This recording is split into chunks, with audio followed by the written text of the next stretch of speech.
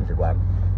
Njengoba uJesu ethi uyindlela neqiniso nokuphila okuphakade, akekho oza kubaba ngaphandle kwakhe. Ingoba uJesu yazazi ukuthi uvela kuphi nokuthi ingane ela emhlabeni. Njengoba ethi akekho ongamukelwa uNkulunkulu uma ngabe yena lowo muntu engamamkeli uJesu. Uqinisile uJesu la ngoba uNkulunkulu akakwazi ukuthuma uJesu mase amkela insindiso ngomunye umuntu nokuthi omunye umuntu akholwe ngegama lomunye umuntu. Akekho umuntu ongayisa abantu kuNkulunkulu ngaphandle kwaJesu. Nengilosi umuntu ebekwe empilweni yakhe nabazali bakhe nokhokho bakhe nanoma yikuphi okukhona, akukho ongabayisa kuNkulunkulu ngoba umuntu onalelo lungelo uJesu, okunguye obekiwe ukuthi abe umlamuleli phakathi kwabantu noNkulunkulu. Isizathu-ke ileso sokuthi abantu bekwazi ukuthola leli qiniso, ngoba abanye abalazi leli qiniso, abakushoyo bathi bakhona abakithi abaleleyo abazokwazi ukuthi basicelele kuNkulunkulu ngokuba baseduzane naye. Akulona-ke iqiniso lelo ngoba ngale kuNkulunkulu kusahamba ngezwi laNkulunkulu. uNkulunkulu akushilo la emhlabeni nasezulwini kuyikho, akukwazi ukuphikisana. Yingakho la uma umuntu engahambanga ngezwi laNkulunkulu nangale engakwazi ukwamukelwa, ngoba njengoba elishiye ngala izwi nangale likhona. Yingakho-ke la uNkulunkulu efuna ukucacisela abantu ukuthi uJesu uyena indlela. Uma indlela usuka kuyona uyaduka kakhulu.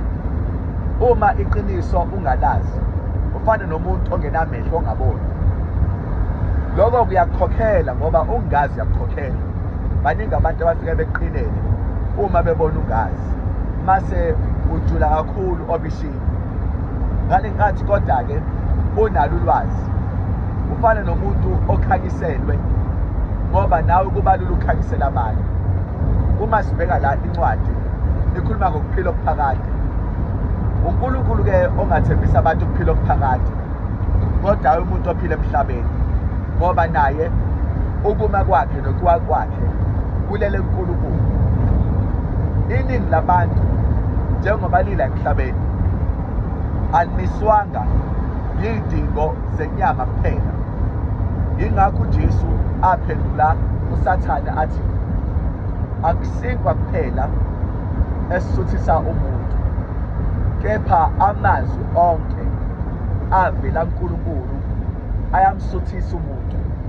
Njengoba la emhlabeni uJesu ekhuluma ngokuphila okuphakade, usahamba kuwo amazwi akhe ukuthi umoya kaNkulunkulu iwona onikeza umuntu ukuphila okuphakade.